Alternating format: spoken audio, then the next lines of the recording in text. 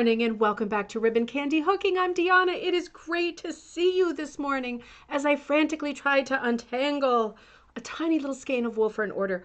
Do you do your own dyeing of yarn? And do you find that the large skeins that you have not separated come apart a dream and wind up a dream?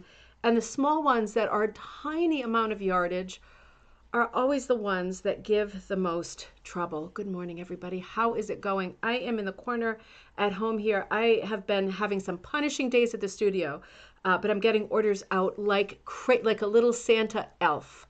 That's what it's been feeling like. So I am at home today because the kids have a half day.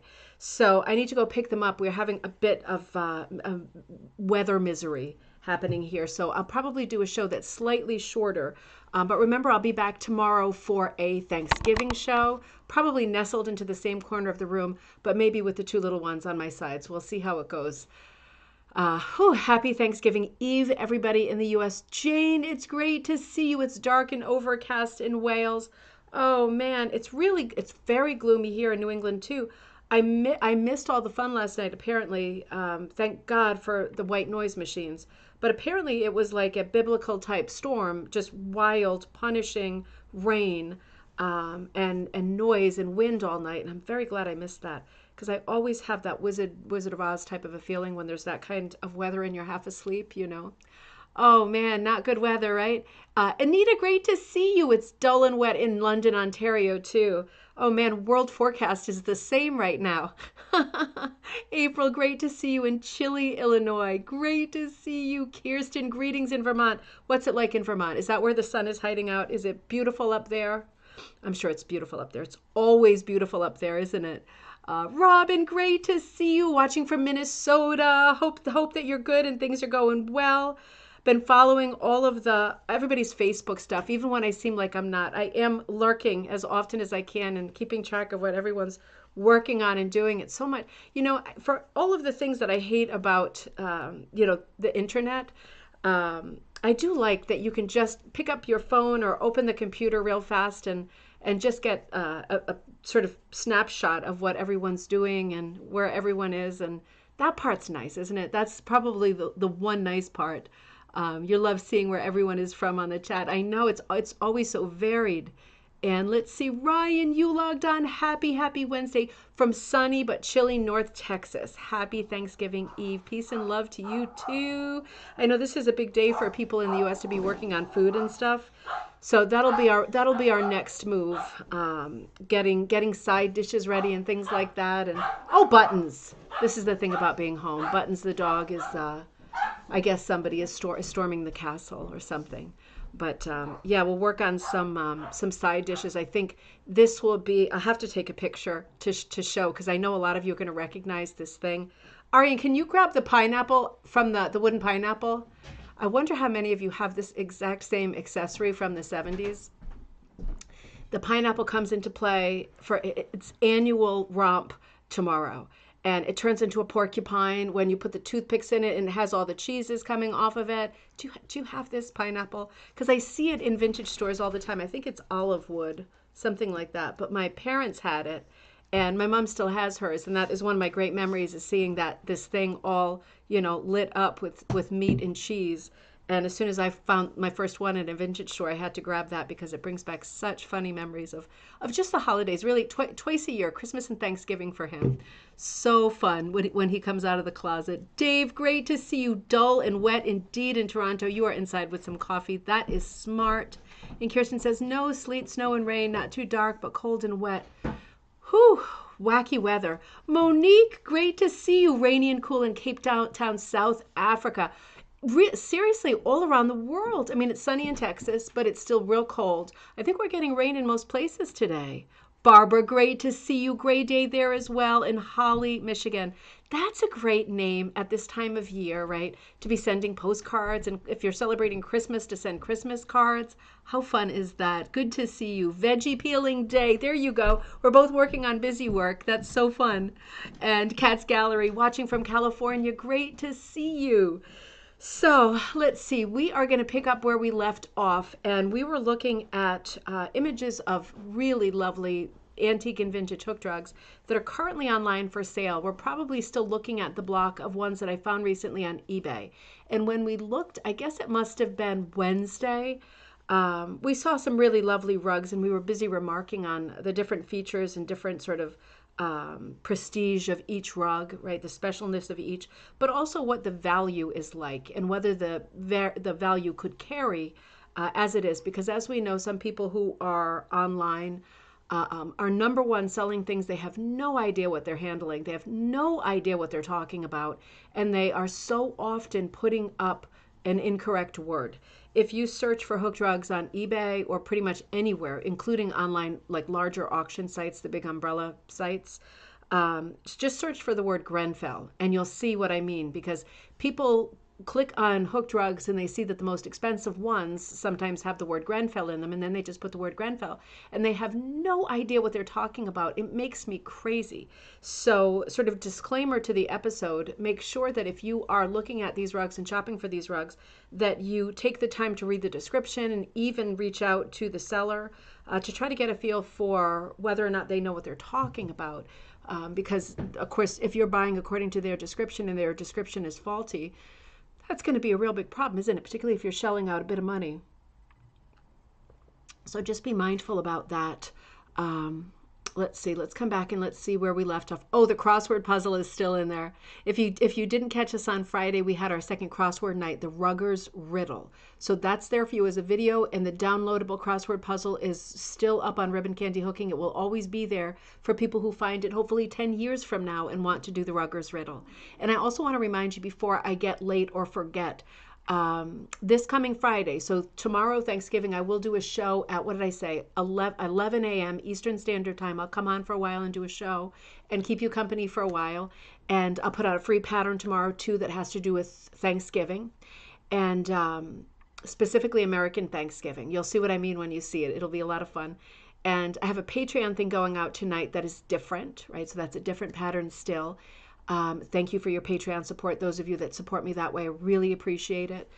Oh, and then the day after Thanksgiving on Friday, I'm having the show where we have 2 live windows, which we've never done before. Wish us luck. And I'm going to have Rebecca Martin of Storyteller Wool on from Colorado, and we will be looking at her beautiful new book that was just printed by Henri Press, which is Rug Cooking Magazine's press. So those things are coming up in the very near future. But in the meantime, let's come back to, hang on. I know you're dark. I know it went dark. Hold on just a second. Let me find our last image. I was doing a bit of clipping. Let's see. Okay. So, I put this rug into the show because I have this creeping feeling that we've seen this before, but I'm not sure. Because surely there are a lot of rugs with 2 squirrels, because this pattern, I'm doubting if it's a commercial pattern for a couple of reasons, but let's get there in a second. It's very easy to create a pattern like this where it's essentially a pattern that's in halves. It's folded in half. It's one image. That central tree, right, is like the anchor of the piece, and it's a mirror reflection on both sides. This is the easiest kind of pattern to execute for people who are not good at drawing. All you need is to draw one good thing once, and you got it. So for that reason, I'm not sure if we've seen this exact rug, but there are some things I really like about it. The reason I don't think that it is a commercial pattern, or that I have questions about whether it could be, is because of the huge amount of negative space in the center. It doesn't make a great design. Now, it could be that this is a commercial pattern, but it had fruit or flowers on the trees or something like that. And it's possible that the person who made it just did not have those colors and thought, well, guess what? It's going to be winter. That's not impossible at all. I don't see a commercial pattern either. It's a bit of a composition flaw when you see the tree going all the way to reach the top, because it kind of loses it kind of gives the trick away, doesn't it? It's like, how was this made? Oh, it was folded in half and there's a line right down the center. And the maker actually kept the entire line in instead of cropping it to look more like a tree. Not definitive, but very likely that if this were a commercial pattern, that tree would not be going right through the center of the composition, because it creates a very unstable composition. We can't see the rest of the tree. We don't know anything more. And the two subjects that we want to see are really on the remote sides of the composition. So because this is an early piece, I think this is a 19th century piece, because of that, we forgive all of the things that I just mentioned because it's a good old piece, and I believe it to be an original piece. And since that's the case, all of these things I just mentioned get swept under the carpet because whoever made this was obviously doing their best, working without training, and has still managed to execute a composition that is really whimsical and sweet and still quite pleasing, also neutral. I also, Ryan, I love me a good hit or miss background. And in this case, we've got a good hit or miss background and a good hit or miss border. So I think that's really, really cool. The one thing that I'm not sure about in terms of it being a commercial pattern or not is the perfection of the oval shape. Isn't that the most crisp oval you've seen in a while, at least? I mean, that's the thing that stumps me. This is really unusual. I'm just not sure about this piece. I think I have more photos of it though. And I'm not sure if it's one we've seen before or if we've just seen others with two squirrels and this one is still on eBay. This is listed for $545. You know, in terms of value, it's very hard to say. I would expect to see that kind of a price on it at an antique store. On eBay, I'm not sure. I would have to see if for myself, if I were thinking of, I would be making an offer if they allow that. I love the hit or miss background. I love the subjects. I love the silhouette quality of the squirrels. I've been working like a dog last night and this morning quite early, speaking of stencils on the Frost and Frost class. So using Edward Sands Frost style, I know if you watch me all the time, you're sick of hearing that phrase, but using stencils to create a pattern, well, I think that's what was going on here. I think somebody was using a stencil to create a pattern and they just mirror image reversed it, which is quite fun and very well done, right? It's very, very simple, but it is quite well done. I do like how I'm going to get back to value. I do like how the squirrels are quite different in color. I'll come back to the center. Obviously, both tweedy materials, not solids. I would bet my life it's garment material. I do like the way it's outlined in the light color. So whoever made it, while they might have been lacking in composition sense, like design sense, they were really much better with color sense. Because to highlight something dark lighter, to reverse it, right, is absolutely brilliant, and that's what you want to do. If you have it outlined in dark, you're really going to make the squirrel look, number one, a lot chubbier, and it's not going to give a lot of definition. This looks fantastic. I even love the sweeps in the tail, right, the inside of the tail as it curls around the back of the squirrel. It's really beautiful. It is a gorgeous piece. The question is it worth $545? I don't know. I would want to see if this seller accepts returns just in case. I really love the piece. I think it's charming. I think in terms of usability, it'd be very easy to put this in a lot of different places. That border is very heavy. That's one of the things that kind of gets me, because if you were to put this against a light wall of any color, it's really going to stand out. That's a lot of border. To me, the border feels a little bit out of proportion to the rest of it. Now, I'm sitting in a room that is really like a cinnamon kind of rusty paprika color, quite dark. So this would go really well in a room like this, but the living room right next to me is a light kind of peacock teal color. And the border would be really, really dark. If someone has a room with a lot of light furniture or the light look, this rug could really stand out, not in a good way. So lots to think about. I think personally $545 is a little bit ambitious for this. I would expect to see this more at a little chubbier. You like that? They could stand to be a little chubbier. Yeah, they are a little bit emaciated. The one on the left looks more healthy, looks more well. These also don't look like the squirrels we have in New England, which is interesting. Because of the ears, right? They look leaner, but they also have really long ears. So for me, they don't look like our local guys, which is kind of funny because I would expect a rug this early to have been made in New England, but maybe these kinds of squirrels with the really long ears are further up north. I know they exist. I know there's squirrels with lots of long tufts on their ears, and I'm wondering if that's what this is about. But yeah, the one on the right, the little black squirrel, the black squirrels are always smaller, aren't they? I saw one get hit the other day. I felt so bad because there's so few black squirrels around. And for them to like, oh, it's so sad, isn't it? He's probably busy collecting his nuts and in a bit of a frenzy, not paying attention. Poor little thing. May he rest in peace. But the black ones are always a little bit skinnier, but still, it does not explain what's going on here. It also seems like maybe they should have a nut. Like it'd be a little more cheerful for me if they were gifted a nut. You know what I mean? Their paws are like open. They're kind of ready for something. But right now it looks like they're looking down on the ground. It is a pretty piece. It's very, very quirky. I would expect for this piece, I would expect to pay something like just under 300, realistically, because it's not in perfect condition. I can see there's a lot of wear and tear.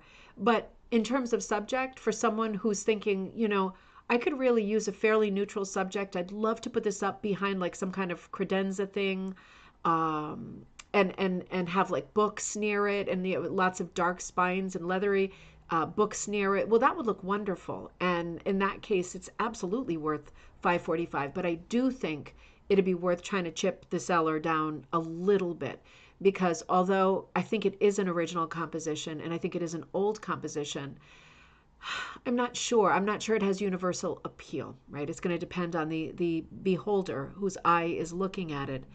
Ryan says the tree is very bare. Maybe it was a rough winter for them. That's true. I like that storytelling twist that you are putting on there. Maybe the tree is bare. It's like Mother Hubbard, and they're like looking around the ground. And now it's a very sad rug. Now I'm getting very sad.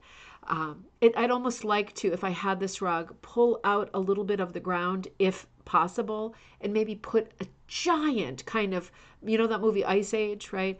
A giant acorn right there, just to complete the story, just to change the ending of the story a little bit.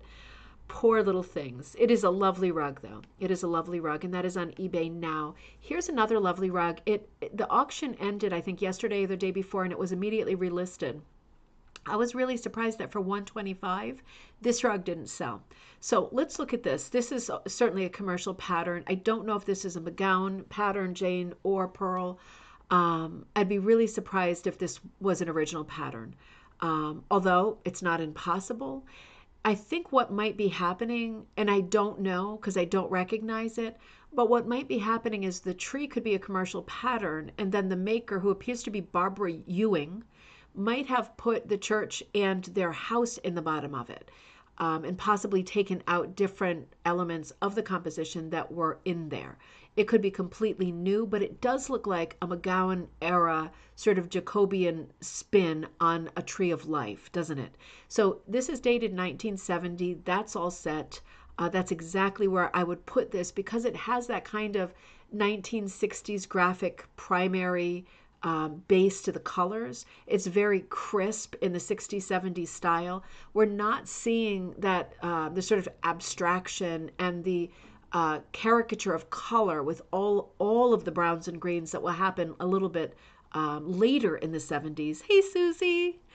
So I think, in 1970 is not only when it's done, but that strikes me as the right time for the pattern, maybe 10 years earlier for the pattern, but it's really unusual. Let's look at it a little bit closer up. I think it has been personalized.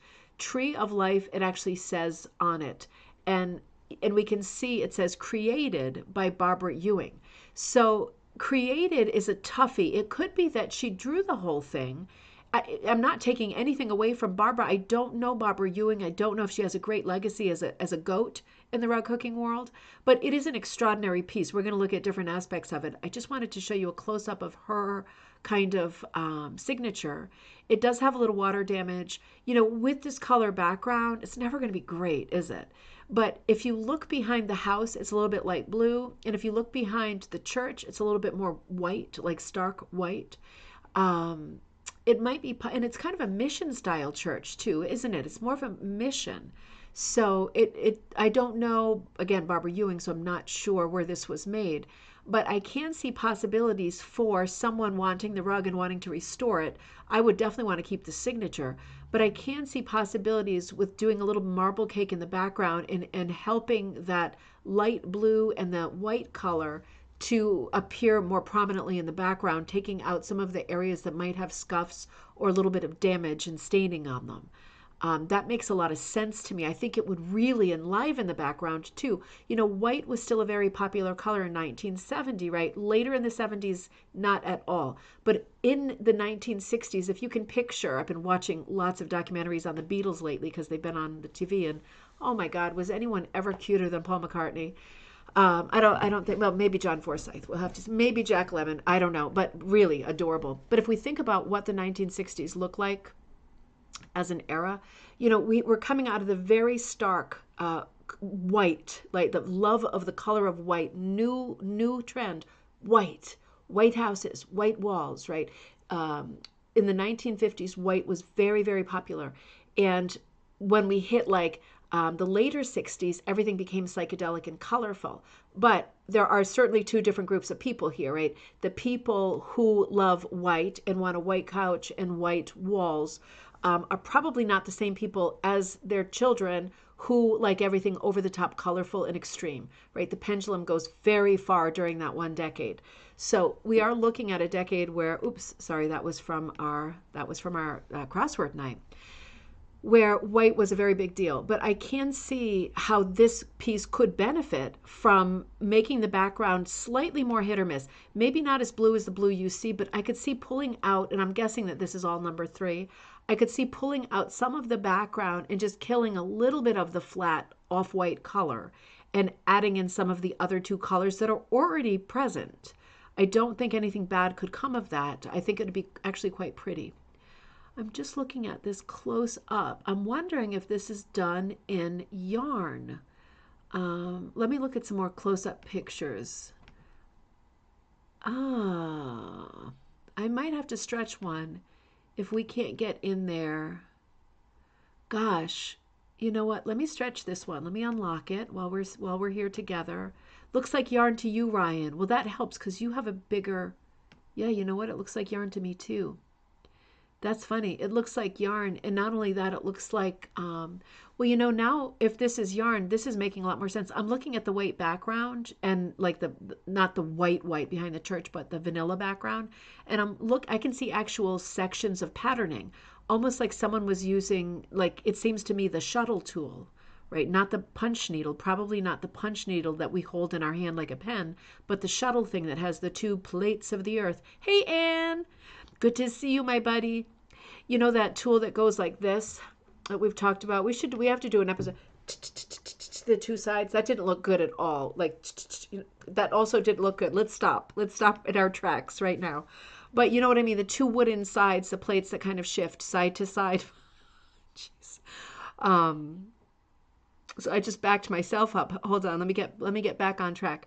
It looks like someone used one of those tools, right? One of those early gliding tools. That's a shuttle. It's the shuttle punch, right? That's what this tool looks like to me. It has a different finished look than traditional punch because the punch needle, right? The Oxford punch as like a wooden pen type tool is not there yet. But the metal punches are that you can still hold upright like pens, but they are fussy. They're not as popular as the shuttle tool at this moment. So it's hard to say without having a better look at it, but I bet you that this was made with that, with the shuttle punch. And, you know, the way that the trees are filled in the background, the way that the background is filled really supports punch. Because while it doesn't look like a piece that someone was speeding through, it does look like sorry, wait a minute, I don't want to do that yet. It does look like a piece that, hold on, let me come back to you, that has been blocked off. You know, there's like little partitions happening here. Let me lock this, and I think I have one more. Yeah. You know, it also seems like a very large piece, and I'm sure it says on the eBay listing. And again, all of these can be found by looking up antique hooked rug in eBay. it's worth looking at. These are very cushion colors, right? Absolutely bronze green. I'm seeing a little mummy brown. I'm seeing all of the yellows, right? That's the whole cushion gamut. I think cardinal or turkey red is used for the turkey. This is a super cushion palette without a doubt. The greens at this point are dead giveaway, and this would be the most sort of favored line of dyes at this point, and to some extent today still.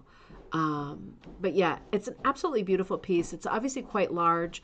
For what did I say, 125. I'm really surprised it didn't go because it was just a beautiful piece to have up on the wall. I hope that it does sell. I really do. I think it's well worth more than that. And it is a 20th century piece. I'm going to come to this with you in a second. It is a 20th century piece, but it's a lovely piece. It's a signed piece. It's very unusual. If that is completely a commercial pattern, which would be odd with a specific church and house, but not unheard of, it still is beautifully done. It seems to be a very large piece. And again, it's someone's hard work. It's Barbara Ewing's hard work. So I feel like it's well worth that amount. And yes, it does have some damage and staining on the back, and that's not everybody wants to deal with that.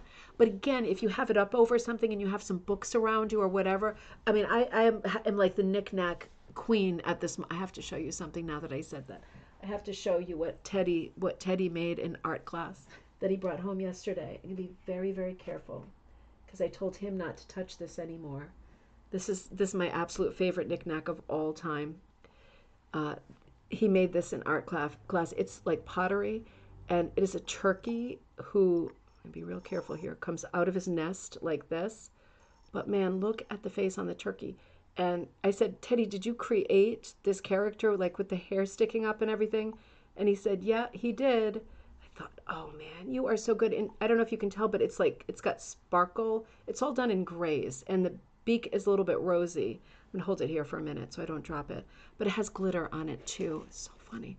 Anyway, vignettes and knickknacks and all of that tchotchke stuff. That rug would be great. A few little things in front of it, maybe even some vessels like vases and pottery and stuff to hide the worst parts. Didn't he do well, April? I mean, he's just so good. He's just so good. I just love him so much. He wrote the craziest, I have to share this now I'm thinking about, he wrote the craziest thing too. This is probably not appropriate, but let's do it anyway. So this is his card that he gave me. I guess it was like, what are you thankful for? And I wasn't expecting him to say I'm thankful for my mom or my parents or anything like that. But he wrote, I'm thankful for drawing.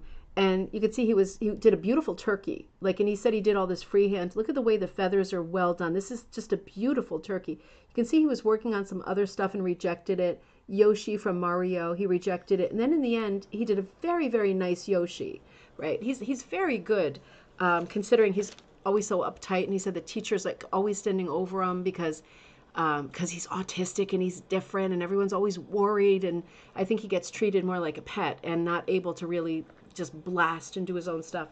So he expands on what he's thankful for, and he says, I think it's cool. So he's talking about how he loves to draw. I think it's so cool that all you need is, and he draws a pencil and he draws a sheet of paper with lines on it, and you can make something great. Also, you can draw with everything, and everything is in caps. You can, and this is what he wrote, pee in the snow and draw your sidewalk with chalk. You can draw with rocks, and that's only the tip of the iceberg. Wow.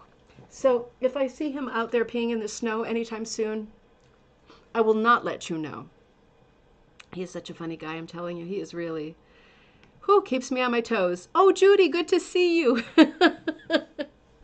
Well, let's look at this piece. We're probably going to end on this one. Well, I'm going to stop at in about maybe 10 minutes because, again, the kids are coming home from school and I want to go pick them up. This is a Pearl McGowan, and this is based on a Currier and Ives. Not just that. Ryan, it's good, isn't it? There's something in there that is like, it's like the voice of what will be a very hardcore artist, right? He's going to be like some kind of an installation hardcore artist in the future. That's just a hint of things to come. This has a little damage, I think, in the middle. You see some bleeding behind the barn. This is based on the best-selling Currier and Ives print of all time. And the print is called Home for Thanksgiving. There's a little bit left out in it, which is totally fine. I mean, this is a beautifully done piece. I don't know anything about the maker. It's obviously been folded in half for a while. Not great. Um, I love Currier and Ives. I love this story. I love the moment in time where they appear with all of this illustration to bring people to all parts of the world, all parts of the country, to make people feel the seasons much more deeply and with a great sense of nostalgia. I don't know. For me, I mean, it's always been strange to me that the best selling of all time is Home for Thanksgiving, because for me, it's an odd image. It seems like an odd crop where the idea of them coming home for Thanksgiving isn't clear. It could just be home from, church or home from walking next door. It's not that I don't like the piece. For me, the subject doesn't do much. But for someone who's a great Currier and Ives collector, they would want this piece. Now, the flip side of that is there's a lot of Home for Thanksgiving hooked rugs out there. This one has a little damage, but it's different. And just like some of the other things that we've looked at, like the Three Bears, for someone who loves Currier and Ives and wants to collect, like someone who loves paint by numbers and they've got like a man cave or a she shed and they're like, I'm going to fill it with my collection of, well, this is a great piece to pick up. And you could easily fix the bleeding by replacing it behind the red barn. Beautiful snow coming down off the red barn. There's pretty shadows. It's done in a very graphic style. Let me bring you close up. I'm guessing this is a 60s piece. A close up of the damage here. It's very containable, right? It's very localized, the problem. Looks like there might be a little loss as well. Maybe somebody was working on it. Hard for me to tell. This is certainly a number 3 cut, so this is really small. Judy says, tuned in just in time. Oh man, it's such a weird one. Made me laugh so hard last night when I read that. He just cracks me up. So this is the back, and you can see on the back that the damage was on the front, because on the back it's much less. Now, what's good about looking at the back is that you can see the colors are quite good. It is crisp. I'm not sure that all of the little animals and all the little details are really showing up, but it is a beautiful piece. It is very graphic. There is something, for me, really beautiful about the woman inside the house wearing pink and the other woman wearing white. It does seem like there are 2 male figures and 2 female figures, and there is something quite beautiful about the sense of youth inside of the house, right? Wearing pink and wearing white, that's like for young people. So, I mean, there's something beautiful and welcoming about these 2 guys coming in from the cold and being greeted by 2 young ladies who I'm sure are lovely. So there is a pretty story here. It is really lovely. How much was, okay, this is listed for $465. I think that is bound to be a problem personally. Because it is a commercial pattern. It is certainly a promo gown pattern. It is really well done, but it needs attention. It's not antique. Well, it's vintage, but it's not antique, right? Because I think it's probably something like 65, 68, something like that. It's a lovely piece. This is a welcome at size because I've seen this. It's not enormous. I think 465 is too much. I think for the piece in this condition, I'd be looking for 150, 200, to be honest, because I know that it would take time, it would take matching to get it back to, and I know that sounds chintzy and cheap, but I'm talking about the actual value of rugs. I'm not talking about what we believe them to be worth. I'm just referring to what they are selling for, what they have been selling for in past years. And just making the distinction between, we know that these rugs are worth a fortune because we know about the time, the expense of the materials, the love, the energy, and the thought that goes into all of them. But that is not the same thing. In a practical sense, it is not the same thing as what they are actually worth. So unless you love this rug, this is a tough pill to swallow at the $465. I would be watching this if I loved it. I'd be writing to the seller, not too much, right? Give yourself away when you write too much, but I'd be looking for it to come down to half, at least half. And then I'd be thinking of it seriously because it is absolutely worthy of restoration. But there is a distinction too between pieces that are absolute originals and pieces that are not. For example, with this one, I just don't know. I have never seen this pattern. This is a rug that's currently on eBay for $250. There's no clues on the border of it. I'm not seeing anything recorded, so it makes me think that this might be an original pattern. There's a lot going on that's great here. For me, the subject is not great, but for someone else it might be. I'm having a hard time telling whether this is like some kind of a chariot scene or whether this is some kind of a racing scene. I'm just not sure.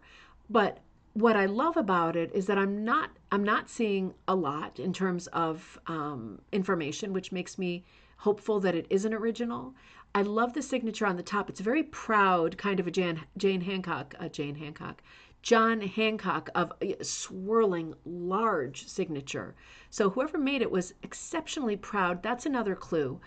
The horse is very well done. The cart is quite confusing. Now, there could be color loss over the years. The sky is extraordinary. I think the color palette of the sky is extraordinary. I think this is another late 60s, 70s piece because of the colors. I'm going to show you more images of it before I take off. I've got my eye on the time too, and I'm thinking about those little ones. I think the sky is extraordinary. We see that it has a bit of a, hit or miss Hutchinson style. It also has a bit of a Van Gogh style. I'm seeing the crescent sweeps in it, like a scythe cutting through in irregular shapes. It's very interesting background. It's going to be a question of, is the subject compelling for you? Now, there is an enormous tear on the top. So far, so good, right? That's actually a handy tear because if you shore that up, if you roll it down, you can whip it or just sew it. You want to stabilize that border, however you're going to do it, right? I have plenty of videos on that. However you're going to do it, but do it quick because, I would also have a word with the seller on this about a very gentle conversation on how they were planning to ship it. Because if they were just planning to roll it all willy-nilly, and that rip got worse, that would worry me a lot because as soon as that rip, it's like the tide coming in, isn't it? Hits the hooking, then you got a problem. Right now it looks like a good inch. So this rug is exactly where it needs to be saved. Ooh, there's another rip on the side. You see the tide is coming in very quick right there. Still salvageable, absolutely salvageable. Keep Judy, I just saw that you said keep that creativity in the backyard. I know, right? Oh man, I've never seen him do that. I think he was looking for really artistic like metaphors. He got there.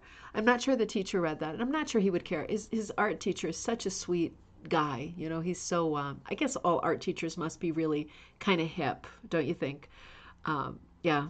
And he's getting to be a big boy. I guess he can say P without too much of a backlash, but it still surprised me, made me laugh. Now, on the back, a few more clues. So I'm seeing things I didn't see on the front. Like it looks more like a chariot to me now. I'm never a fan of like a horse getting whipped. That's just something with me. But there's things I like that are curiosities, like the way that the eye is looking backward. For me, that's a little uncomfortable too, because it's like, oh my God, how much is he going to whip me in the next 30 seconds?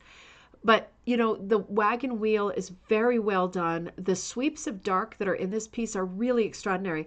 I'm wondering if the person who did this, because I really do think this is an original pattern, I'm wondering if the person who did this was copying like some kind of a tapestry or a piece of art or maybe a plate in a book that they liked. And it's very, very well done.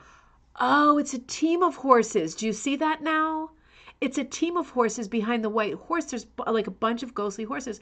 Now I'm wondering if this is some kind of a zodiac or a mythological reference to a story that I am not accessing. Interesting. That makes much more of a story now. I thought that was just lines, but that actually is a team of horses.